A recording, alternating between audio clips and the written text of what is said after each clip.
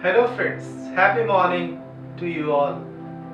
दोस्तों, अब मैं जो कुछ पंक्तियां आपसे शेयर करने जा रहा हूं, ये जाने माने गजल सिंगर श्री पंकज उदास जी की है, पर मैंने इसमें एक दो वर्ड चेंज किया है।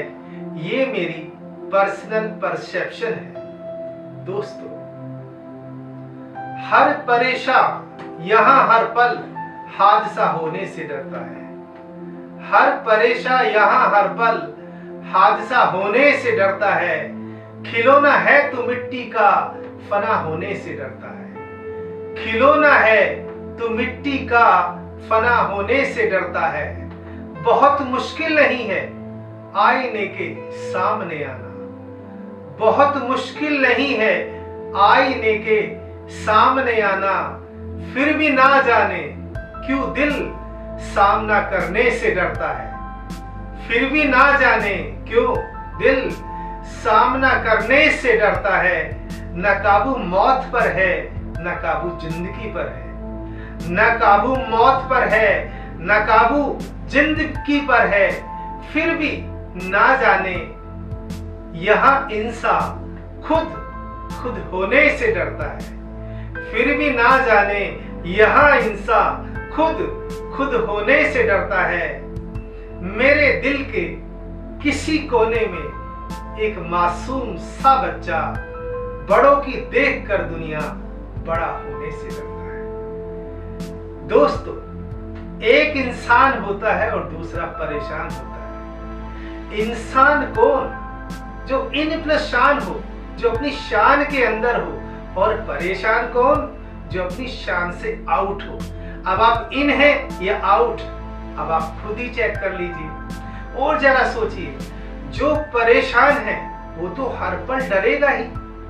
हर पल एक्सीडेंट होने से डरेगा ही। और डर क्या है? एक नेगेटिव फीलिंग है। ये क्यों होती है? जब हम दूसरों को या परिस्थितियों को कंट्रोल करते हैं। एक्चुअली दूसरों को कंट्रोल करना और परिस्थिति को कंट्रोल करना ये नेगेटिव है, और अपने आप को कंट्रोल करना ये दोस्तों पॉजिटिव है। पॉजिटिविटी किसे कहते हैं? जब हम वो करें जो हमको करना चाहिए, ना कि वो जो हम करना चाहते हैं। और किसे कहते हैं कि वो मत करो जो आपको नहीं करना चाहिए। मैंने कहा, जब हम अपने आप को कंट्रोल करते हैं तो ये पॉजिटिव है। इस कंट्रोल का मतलब क्या है? मुझे ये समझ होना कि मैं अपनी फीलिंग का मालिक हूं, अपनी मनोस्थिति का मालिक हूं। जब हम दूसरों के बारे में गलत सोचते हैं, मतलब दूसरों के मन की स्थिति को हम कंट्रोल नहीं कर सकते। और जब हम दूसरों के बारे में, दूसरों के विचारों को, शब्दों को या किसी भी परिस्थिति को कंट्रोल करने की सोचते हैं, तब हम घृणा के शिकार हो जाते हैं, ईर्ष्या के शिकार हो जाते हैं, डर के शिकार हो जाते हैं। ये क्यों होता है? ये इसलिए होता है क्योंकि हम दूसरों के बारे में गलत सोचते हैं। स्थिति और परिस्थिति तो पल पल आपके साथ ही तो है। जब आप अपने घर में रहते हैं तो फैमिली में कुछ मेंबर्स भी रहते हैं जिनको हम फैमिली मेंबर्स कहते हैं। उनकी अपनी चॉइस है, मेरी अपनी चॉइस है। मुझे कुछ अच्छा लगता है, उनको कुछ अच्छा लगता है। इसका मतलब ये नहीं कि मैं सही हूं, वो गलत है। पर हम जो ये सोचते हैं ना कि मैं जो कुछ सोचता हूं, मैं जो कुछ बोलता हूं, मैं जो कुछ कहता हूं, बस वो सही है। और ये ही हम दूसरों से अपेक्षा करते हैं कि वो भी वही करे जो मैं कह रहा हूं। दोस्तों, ऐसा नहीं है। मैं अगर ऐसा सोच रहा हूं तो इसे ही ईगो कहते हैं। और ईगो में पहला लेटर है ई। ई का मतलब एनर्जी और गो का मतलब चला जाना।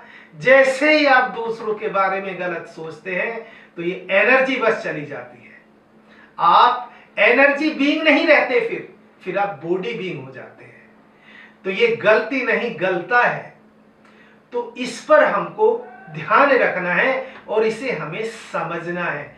जब हम स्कूल कॉलेज में जाते हैं तो टीचर क्या है, वो परिस्थिति है।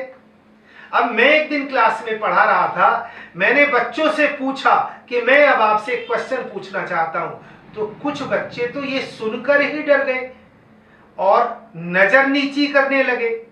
अब मैंने कहा कि आप नजर क्यों चुरा रहे हैं, तो फिर वो मेरी तरफ देखने लगे, पर उनको डर लगने लगा कि कहीं सर मुझसे ही ना पूछ ले। अब जो एक आसान सा क्वेश्चन था वो भी उनके लिए डिफिकल्ट हो गया।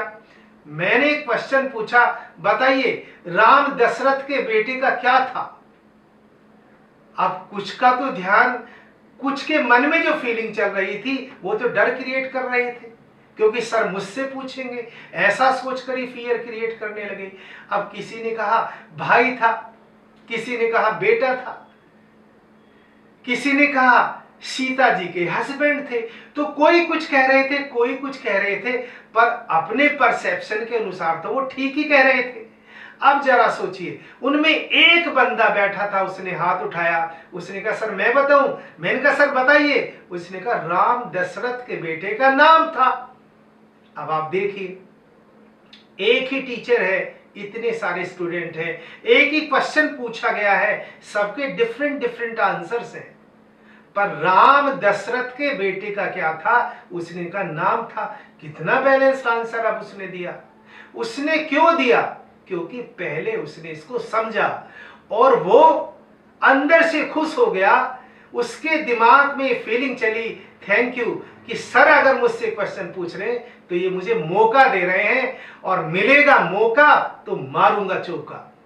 ये अब उसकी फीलिंग थी। तो दोस्तों, हम सब कभी कभी परिस्थिति के हाथों मजबूर हो जाते हैं। हमें परिस्थिति के हाथों मजबूर होने की जरूरत नहीं है। परिस्थिति कुछ नहीं होती, केवल मनस्थिति होती है। अगर हम दूसरे के बारे में कुछ गलत सोचते हैं तो ये तो एक ऐसी बात हुई कि फ्रेम मेरा है और मैंने अपने फ्रेम में उनका फोटोग्राफ लगा दिया है। अब आप ही बताइए, अगर आप किसी व्यक्ति से परेशान हैं और आपके घर पर एक फोटो फ्रेम रखा हुआ है, तो क्या आप उसका फोटो लगाना चाहेंगे? अगर फोटो लगाएंगे तो आप तो उसे देख देख कर ही परेशान हो जाएंगे। तो यहां ही इस बात को समझने की जरूरत है कि बस हम क्या कर सकते हैं, हम अपने पर कंट्रोल कर सकते हैं। और कंट्रोल का मतलब मैंने दोस्तों अभी आपको बताने की कोशिश की है। अगर आपके पास सही दिशा नहीं है और सही समय का ज्ञान नहीं है, जिन लोगों के पास सही दिशा और सही समय का ज्ञान नहीं होता, उनको निकलता हुआ सूर्य भी डूबता ही नजर आता है। दोस्तों, thank you so much for listening to me.